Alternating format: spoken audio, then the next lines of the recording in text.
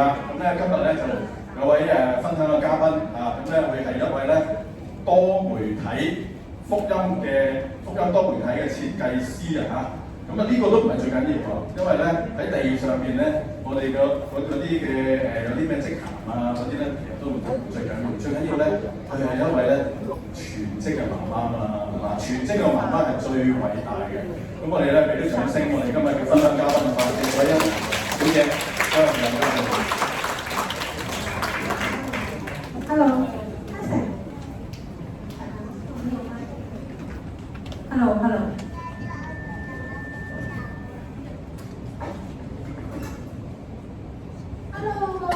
各位大家，你好啊！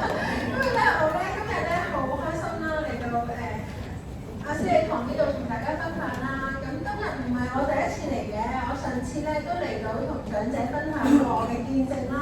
咁好感恩啦，張牧師咧今日咧就邀請我嚟分享信息喎。咁咧今日咧我好開心為大家預備咗啲信息啦。但係如果我講得唔好咧，你可以再請教翻張牧師嘅，知唔知啊？因為咧今日咧我都懷住緊張嘅心情同大家分享嘅。咁你見到呢幅圖畫咧，頭先啲小朋友咧着喺啲衫度嘅係咪啊？跟住你哋有冇落去樓下影張相啊？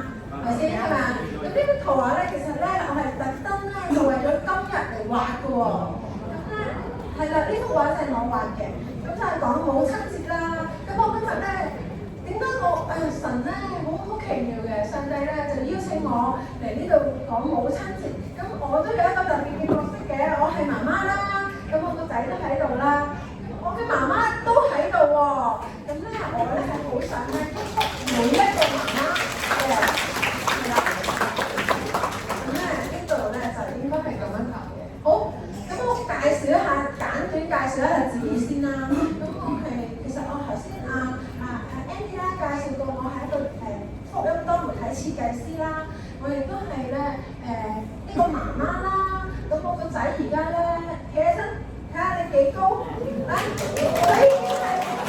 小學5年級㗎咯喎。咁啊頭先嗰啲幼稚園嗰啲咧我都經歷過㗎啦幼稚園好辛苦㗎。咁而家咧小學都辛苦㗎，小學要讀書啊嘛，佢而家5年級仲要升中添喎。咁咧嗱我咧就今日有分享我嘅經歷同埋我個仔嘅經歷都有喎。咁我10年咧，即係16年之前咧，我信主嗰陣時咧，就已經係創立咗一個叫彩虹十誡嘅藝術工作室，去傳福音嘅喺世界各地。咁我係即係都算係，其實都係全職媽媽，亦都有侍奉嘅。咁好啦，我今日有咩信息要帶俾大家咧？我就諗翻起我以前咧未信主嘅時候，咁在座可能都有啲未信主嘅媽媽啦。咁我咧就想同大家分享下，我未信主嘅時候點樣睇基督徒喎？我未信主嘅時候就成日覺得，點解啲基督徒成日翻教會掉低咗爸爸媽媽，佢爸爸媽媽未信，跟住就掉低咗佢哋喺屋企。咁係咪唔孝順咧？耶穌係咪叫人哋唔孝順嘅咧？咁我就即係有啲抗拒嘅當時。咁我之後信咗主，認識咗神之後咧，我就發現咗，原來完全唔係㗎。原來咧，我哋嘅上帝，我哋嘅主耶穌係好愛我哋嘅父母嘅喎。佢喺聖經裏邊教導我哋要孝敬父母嘅喎，絕對唔係話你返咗教會唔理父母，絕對唔係咁樣啦。如果係咁樣咧，要改，因為咧我哋都要去孝敬父母嘅。咁我哋不如一齊讀下聖經好唔好啊？箴言1章8至9節，我哋一齊讀好嘛？我兒要與你父親的訓誨，不可棄絕你母親的法則，因為這要作你頭上的華冠，你頸項上的金鏈。咦，原來佢教我哋唔好棄絕母親嘅法則喎。咁你會唔會唔聽媽媽講啊？一定有啦，係嘛？但係原來我哋嘅神係教導我哋要聽從父母喎。咁第2章啊，箴言6章20節。我兒要遵守你父命，不可離棄你母教。咦，都係喎，原來呢段都係講唔可以棄除母教喎。跟住第3段啊，箴言23章22至25節。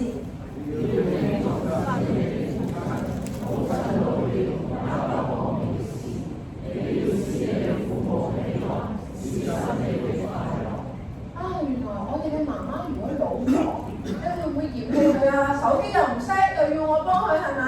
會唔會咁樣嫌棄佢啊？你千祈唔好咁諗，因為咧，你嘅母親好辛苦養育你成才，然之後你有知識啦，你識咗咁多樣嘢啦，幫下佢做下手機唔識，你幫下佢好唔好？唔識嘅嘢你唔好藐視佢，因為佢養育你。咁神咧就叫我哋要使我哋嘅父母喜樂喎，唔單止係母親，都有父親嘅。咁亦都要使生你嘅快樂喎，生你嘅好辛苦㗎嚇。咁最後一段就係以弗所書6章2至3節，一齊讀啊！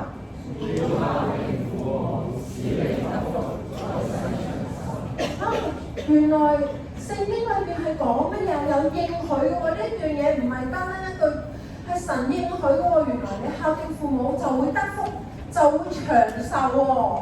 咁係一件好好嘅事嚟嘅喎。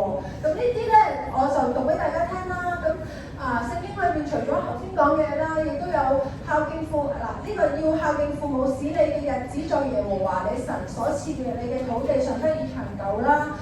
同頭先嗰段一樣啦，都係長壽嘅。咁原來咧，我哋孝敬父母咧係會享長壽同祝福嘅喎。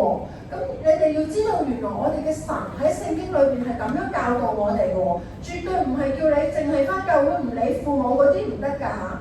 咁咧要孝敬父母，使你得福在世長壽，這是第一條大應許嘅誡命。大應許嘅意思係應承咗嘅喎，呢件事係必定會成就，聖經講嘅喎，神講嘅説話係會成就。咁所以你最近有冇留意到，即係娛樂新聞啦，講頂爺識唔識啊？頂爺識係嘛？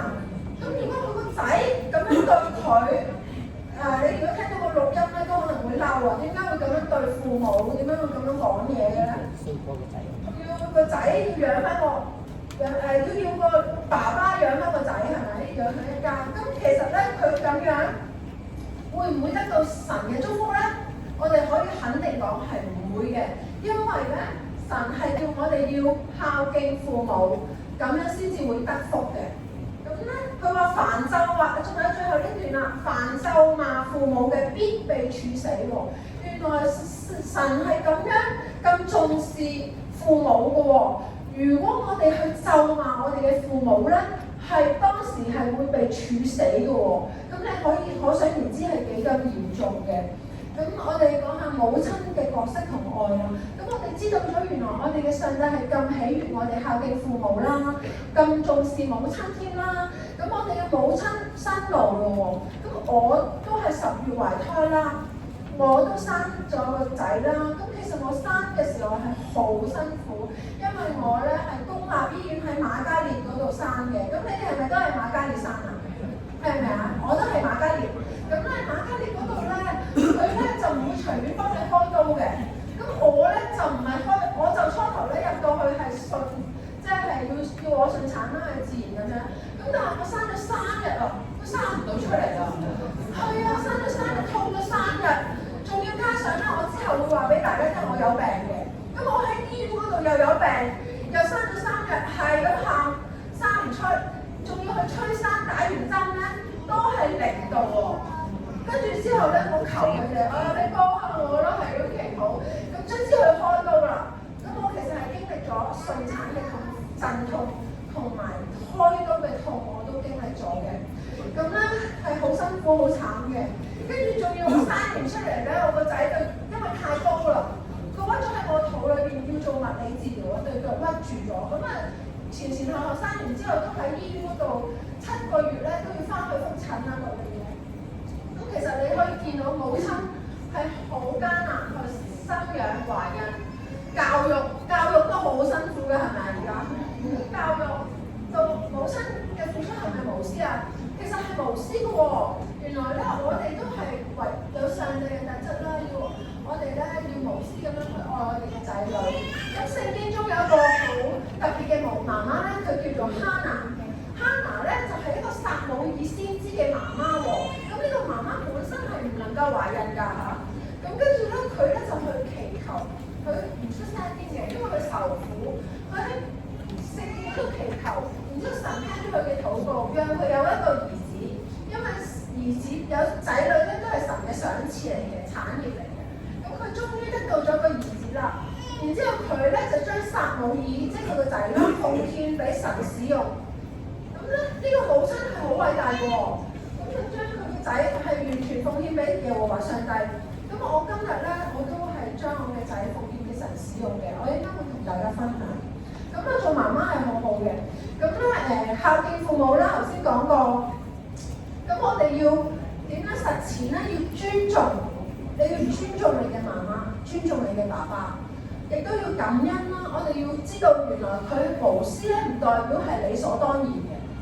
我無私去愛你，就好似神無私愛我哋，唔係理所當然嘅。我哋要懷住一個感恩嘅心，亦都要照顧啦、陪伴啦。即係你如果父母有病嘅時候，希望你會抽啲時間陪伴佢啦，咁為佢祈禱啦。喺信仰中彼此扶持。咁我最重要今日咧想帶俾一個信息咧，就係耶穌嘅救恩就係最大嘅母親節禮物。如果你能夠將呢份禮物送俾你嘅媽媽，咁就係非常之好嘅禮物，因為呢份禮物叫做永生。信耶穌得永生，信耶穌好簡單，因為神唔係要求我哋做啲乜嘢，而係只需要口裏承認、心裏相信，就已經係得救嘅。咁所以送俾媽媽呢份禮物係好簡單、好貴重添㗎。咁希望你嘅媽媽或者在座嘅媽媽都可以得到呢份救恩。咁母親都需要有智慧嘅，係咪？唔係淨係掛住去無所事事嘅嘛，係咪？我哋都要有智慧去管理家庭嘅。咁神話財德嘅婦人係家庭嘅祝福，佢嘅價值遠超過珍珠。咁我哋有咩財德啊？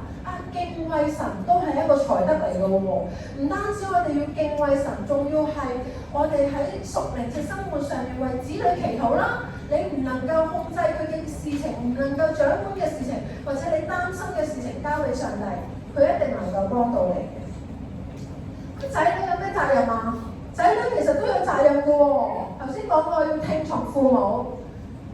父母嘅責任就係教育兒女，但係神都講過唔好激嬲佢，即係唔好激怒佢哋啦嚇，唔好成日激佢哋，唔好成日抗佢哋咁樣。咁我哋咧母親節有咩行動啊？我哋而家同身邊嘅母親講母親節快樂好嘛？耶穌愛你，母親節快樂，係啦，耶穌愛你，母親節快樂。無論你哋信唔信耶穌都好，你哋今日坐喺度嘅耶穌一定係愛你嘅。好啦。我哋都要禱告啦，為自己嘅母親禱告，咁亦都係一個好好嘅祝福嚟嘅。咁我哋要敬畏神啦。好啦，講完呢啲信息啦，咁介紹一下我自己咯。咁咧我就做呢啲圖畫嘅。咁你見到呢啲圖畫，唔知有冇人用？你哋都應該有用 WhatsApp 係咪啊？可能你哋都會有機會收過呢啲圖畫。呢啲圖畫就係我去設計嘅。咁母親節今日咧，我都係免費去創作咗一套嘅母親節貼圖，免費嘅。咁如果你收到咧，你都可以傳出去。咁原來咧，我喺疫情到而家幾年啊，6年啦，咁就創作咗好多個系列嘅福音貼圖啦，係 WhatsApp 免費俾人下載，去傳福音嘅。咁就總共已經有200幾萬人次下載過㗎啦。咁我點解會做埋呢啲嘢咧？其實我點解會做咁多耶穌嘅嘢咧？又點解會有咁特別嘅經歷咧？原來係我信主啊！我信主係好奇妙嘅。我想同大家分享，我原來係有思覺失調嘅。我唔係一開始就有嘅，我係讀完大學先有嘅。我仲要係我係小學嘅時候係全班第1名，由細到大都係。到中學，我去過一間 Band 1嘅中學，係全級第1名。去到大學，我係全個系裏邊，我係浸會大學嘅傳理系1級榮譽畢業，亦都係我個系裏邊第1名畢業。我係未信主嘅，我係讀嘅學校都係基督教學校，我都聽過耶穌嘅，但我未信主。我點解會信主咧？係因為2樣嘢，工作壓力同埋怕死。咁我點解會有工作壓力咧？我讀書嘅時候咧好好，我畢業嘅時候有個作品咧係受到媒體報導啦，係幫助隱蔽青年嘅，係香港第一個用聲音控制嘅網站去做一啲遊戲嘅網站。咁有一間好頂尖嘅廣告公司喺中環中心嗰度，就主動請咗我。咁即係其實我畢業嘅時候完全唔需要揾工，就已經俾一大堆大學生意求嘅一間公司請咗，嗰間公司咧係設計師嘅夢想，我就輕易咁樣得到。然之後入到去，我係未有信仰嘅嚇，我做嘢當然啦，出嚟讀書同做嘢係唔同啦，我有好多嘢唔識，人際關係亦都唔識啦。咁我唔會埋堆啦，我食飯自己食嘅啫，我唔同人哋食嘅。咁卒之咧就俾人炒咗。點解炒咗咧？因為我做嘢唔好啦，同埋佢話12年金融風暴，當年咧我就俾人炒咗之後咧，我就開始有幻覺同幻聽。然之後12年嘅時候咁啱就話有瑪雅預言世界末日喎。咁你而家信唔信世界末日啊？係有嘅，係耶穌會再翻嚟嗰日就係世界末日。但係有冇人知道咩日期咩時間咧？係冇人知道嘅。咁但係我當時冇信仰啦嘛，我就以為嗰個日子係真嘅，我就覺得死亡好接近。咁死咗去邊度啊？我唔知道。咁我就開始有好多幻覺幻聽。咁我嘅父母帶我去飲符水啦、拜偶像啦。即係你數得出香港有咩廟嗰啲，我都可能去過㗎，但係都冇用。直至到耶穌嚟救咗我。咁你見到我運動又叻嘅，其實我都有思覺失調，我係攞埋獎學金嘅，亦都係去沙田比賽壁球去攞咗啲杯啦。咁呢度係有工作嘅地方啦。我每一日咧都坐的士翻屋企嘅，因為做到好夜嘅廣告公司，做到凌晨2點，好大壓力嘅。咁最後啦，我去到一間新嘅公司，我都係做設計嘅，都係一間好大嘅公司，我都係做設計嘅。然之後有一日開會嘅時候，我又再次發病，然之後我就胡言亂語啦，然之後又話下面好多人其實係得車嘅啫，咁唔知點解會有呢啲幻覺咯。咁然之後呢班同事就係基督徒喎，佢冇掉低我喎，佢為我祈禱，然之後我就信咗耶穌，然之後我就開始去。佢哋當中有啲人帶我去教堂嗰度，去抹油祈禱，驚我撞鬼啊！咁其實咧，我見到牧師嘅時候，牧師就話：你唔似撞鬼，因為你嚟到冇抽筋啊，冇驚我啊咁樣，咁就唔係撞鬼。咁我就睇醫生啦，睇醫生食藥啦，讀聖經啦。咁我到而家讀咗5次聖經，咁就好返。咁我從前咧就風聞有你，就好似你哋今日咁聽過耶穌。然之後我親眼見到佢喎，我親眼見到佢就係通過我嘅病。咁我之後咧，從10年開始信耶穌開始咧，我每一日都畫畫，已經有5000幾幅畫，每一日都喺 Facebook 網頁嗰度分享，咁就有好多呢啲金句圖。咁我亦都係香港嗰度出過書啦，咁呢3本書都能夠喺圖書館度借到嘅，亦都好適合啲幼稚園同學睇嘅。咁有一本叫做《漫畫聖經》啦，咁我想同大家分享呢本書。頭先我提過啦，得救嘅方法需唔需要好似我咁樣畫5000幅畫？絕對唔需要，因為神只需要我哋呢個小朋友問呢個女孩，嗰個咧係話喺聖經嚟講，點樣為之得救啊？原來只需要考慮承認耶穌是主，心裏邊相信佢從死而復活，就已經得救㗎咯喎！呢份禮物係咪好好啊？絕對唔需要你特登拎好多香啊，或者唔知買啲乜嘢啊，去啲廟嗰度，絕對唔需要得永生。永生就係咁簡單，得救就係咁簡單。原來只需要承認就係啦。因為點解啊？耶穌已經為我哋喺十字架上面贖罪啦。佢為咗我哋贖罪，佢已經喺十字架上面為咗我哋做咗一份大功。嗰份大功就係只需要我哋承認。咁我信咗耶穌之後好好嘅喎，因為我成日祈禱。祈禱係咩意思啊？同上帝傾偈。我好中意同上帝傾偈嘅，就算我嬲咗佢，我都會同佢傾偈。跟住咧，我亦都有好多作品啦，呢啲係我嘅藝術創作啦，整蛋糕啦，整啲積多啦。我個仔信咗耶穌唔係代表一帆風順啊。咁我個仔病咗，咩病咧？好嚴重，喺瑪嘉烈醫院，好多兒科醫生嚟睇佢，佢一入醫院就已經入咗深切治療喎。佢原來係得咗腦炎急性嘅。然之後隻眼睇唔到嘢，耳朵聽唔到，佢本來係健全㗎嚇，跟住佢所有嘅功能都失去，我就覺得直情好似失去佢咁樣。然之後咧，我係好傷心，我話你懷咗呢啲貨，但係當你苦難嘅時候，你能夠依靠邊個咧？當你冇信仰嘅時候，你真係唔能夠依靠邊個㗎。但係我有信仰，所以我教會幫我祈禱，有全個教會幫我祈禱，我亦都好有信心，卒之奇蹟康復，真係奇蹟康復。嗰個腦科醫生仲要同我講話，你個仔嘅情況係最差嘅，喺嗰個磁力共振報告結果係最差嘅，就算好返都有智力問題、後遺症等等。咁但係我有信心㗎嘛，我覺得神唔會咁樣對我嘅，我咁愛佢係咪？我又每一日去為佢畫畫，去侍奉佢，跟住奇蹟康復咗之後，我就將自樂奉獻俾神，就好似哈拿咁奉獻俾神使用。佢參加咗嬰孩奉獻禮，佢讀一間基督教幼稚園，係正常嘅學校。我唔知佢嗰陣時有冇智力問題啦，但係我俾佢入呢間學校。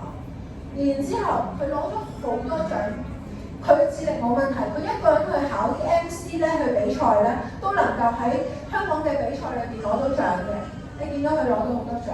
然之後呢件事咧喺經濟日報嘅 topic 咧都上咗報紙，係奇蹟康復嘅，係有10幾萬人睇過呢個證明嘅，係上帝醫治佢。咁跟住咧，我就帶佢做咩咧？我帶佢服侍社區，將我啲福音嗰陣時口罩缺貨咧，好需要口罩嘅時候咧，我就設計咗啲福音口罩套去傳福音。然之後同我個仔落去基層市民嘅地方，即係我住嘅地方都係基層嘅，咁所以喺嗰度就派俾一啲基層市民。我亦都帶佢做義工啦，甚至乎當時瑪嘉烈嘅醫生咧，佢哋邀請我去分享呢件事，因為佢哋都覺得係醫學界嘅奇蹟。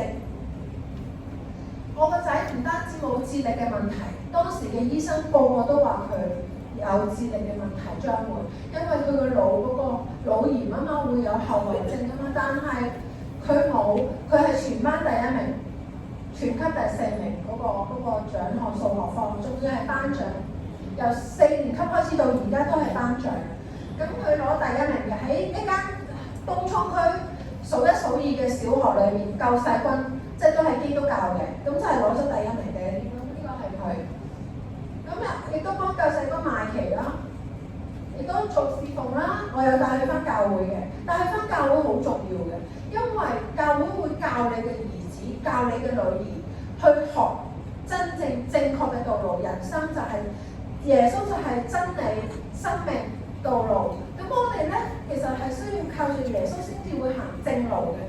社會有好多歪路，你見到有咁多人做壞事，有好叻嘅人都可以做壞事㗎，係咪？但係你點樣去教導一個孩子去行正確嘅道路咧？返教會啦，教會去教佢哋啦。咁我個仔咧收奉獻啦，報佳音啦，我哋成個聖誕節去報佳音吹喇叭，但喇叭咧都係教會教佢喎。咁跟住去報佳音啦，吹喇叭啦。咁但係人生就冇咁一帆風順，但係雖然冇咁一帆風順，但係我哋有耶穌，我深知道耶穌係愛我哋嘅，所以我個仔之後都有病痛㗎，佢無端端喺呢度生咗個粉瘤，然之後發炎，跟住咧政府咧就覺得呢啲 case 係普普通通，唔會緊急處理嘅，但係咧佢啲同學就笑佢啦，跟住我都冇乜錢嘅，但係2萬蚊手術費，我查詢過，咁我就帶佢去做手術啦，諗住做私家啦。私家醫生竟然唔收我錢，然之後同我講話，我唔做呢個 case，好近隻眼，好危險，我寫信俾你去兒童醫院，兒童醫院幫佢緊急做手術，然之後最後耶穌真係好好，知道我窮，我都好窮㗎。咁咧耶穌醫治佢，最後咧佢緊急做手術，只需要用咗2日時間就做到。最後120蚊，由2萬蚊嘅手術費變成120蚊，即係醫療未加價之前做嘅，咁就好開心。我嘅神真係供應俾我。咁之後仲發生咩事咧？就係今年嘅年頭1月，我個仔突然間喺學校嗰度抽筋喎，腦抽筋喎，然之後佢暈咗，跟住就緊急送醫院。咁當時咧，腦科醫生睇佢啦，咁我都好擔心佢抽完筋，我未親眼見過嘅。但係當佢再第2次抽筋，佢今年先開始抽筋嘅，未試過抽筋嘅。然之後咧，佢第2次抽筋咧就係我親眼見到喺醫院度，我見到佢口嘔啲白泡出嚟啊！然之後好似撞鬼咁啊，即抽到咁樣，即抽筋咁樣，哇！抽咗成5分鐘啊！咁我就好驚佢個腦有事啦，同埋咧當時我係未見過人抽筋嘅，所以我咧就係咁嗌佢啦，志樂你翻嚟啦，耶穌會醫治你嘅，係咁樣求佢，係咁樣喊，醫生個個都見到。咁我就未見過呢啲情況，我就諗緊做乜嘢事咧？然之後佢昏迷咗2個鐘頭，我以為永遠失去佢，我個心，我明我係有病㗎嘛之前，我直情覺得我就快要病發，我個心臟頂受唔住，我喺醫院裏邊喺嗰度行咗20來回係咁行，要自己冷靜。我個仔點解要遇到呢啲咁嘅事情咧？神啊，你喺邊度咧？我都喺度問神，點解你要咁樣對我啊？我10幾年嚟都為你服侍啊，點解我要經歷呢啲啊？但係我嘅上帝咧冇話應許人係一帆風順嘅，神所賜嘅平安係超乎地上面嘅平安，所以我冇離開佢，我冇。我深知道，即使我遇到災難人生裏邊，但係我嘅仔都一定有美好嘅結局嘅。咁好開心，我個仔好返，我帶佢去賣旗，基督教嘅。咁你可以聽下呢個，可唔可以 play 到呢個？係啊，有冇得聽下？可唔可以播俾我？志樂，你得醫治啦！多謝耶穌醫治，我而家好啦。呢幅圖畫係我畫嘅，係神醫治好志樂。佢而家係需要去覆診，每一日食3次藥，抽筋藥。但係我會唔會灰心咧？我唔灰心，因為我知道上帝仍然係愛我哋嘅。我期望唔係喺地上面嘅嘢，因為我嘅期望係天上面永遠嘅家，呢度只係暫時嘅。咁呢個相係好奇妙嘅。我喺挪亞方舟嗰度，同我個仔當時好細個，佢腦炎好翻之後，我哋喺嗰度用手機影，唔係 AI 相，因為嗰陣時冇 AI 嘅，用手機影，有條彩虹啊，隻手有耶穌光，我就覺得神係祝福緊我哋，唔係詛咒嘅。所以我深信佢呢張相係充滿恩典嘅相，就好似我嘅工作室叫做彩虹十架一樣。咁好感謝神去幫助我哋，我仍然係深信上帝係良善嘅。咁我個仔而家好好，咁我係咪佢而家仍然係考緊第1日？佢抽完筋之後出到嚟考試，已經係緊接咁樣考試，佢都能夠考到全班第1名。好感謝神，榮耀歸於上帝，因為佢本來我以為永失去佢，甚至乎我以為佢個抽筋係會影響佢嘅智力，唔能夠再考到第1名，但佢仍然考到。我哋冇補習㗎嚇，我哋冇叫佢補習，冇逼佢讀書，但係神賜俾佢智慧，仍然係祝福緊嘅。咁佢之後抽筋咧就吹唔到喇叭，改咗做打鼓，咁打鼓都 OK， 繼續侍奉神咯我哋。咁跟住，我覺得一生能夠依靠上帝而活咧，有上帝嘅保守咧，你永遠都唔會差得去邊嘅。咁最後啦，各位媽媽，我分享完我嘅母親嘅人生，我嘅母親嘅人生都好驚，係咪搞到我唔敢生第2個？咁但係我都祝福每一位母親嘅，因為母親節如果你能夠靠上帝，如果你假設我頭先所經歷嘅一切係冇上帝，冇耶穌喺我生命裏面，我就會無所依靠。我無所依靠，我冇咗我嘅靠山，我冇咗一個祈禱嘅對象，我亦都唔知道邊個能夠幫到我。但係我信神，神仍然係祝福緊，所以我個仔今日喺度坐喺度好健全。我嘅媽媽，我都祝福佢，因為佢都係養育我，好辛苦。我哋都係住喺呢個台中個新區嗰度嘅，就5分鐘路程行過去。我哋細個嘅時候住喺度，我幼稚園係返呢間幼稚園嘅。神係好奇妙嘅，我嚟之前係唔知道嘅。神竟然安排我呢間幼稚園就係我嘅幼稚園，然之後叫我嚟呢度分享，我好感謝神。咁所以咧，我係祝福在座嘅每一位母親。我希望你哋都得着救恩，信耶穌好簡單。而然之後你會擁有一個永遠陪伴你嘅好朋友。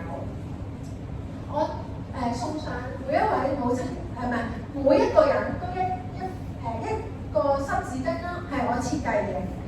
咁最後啦，我願意祝福你哋每一位，多謝大家。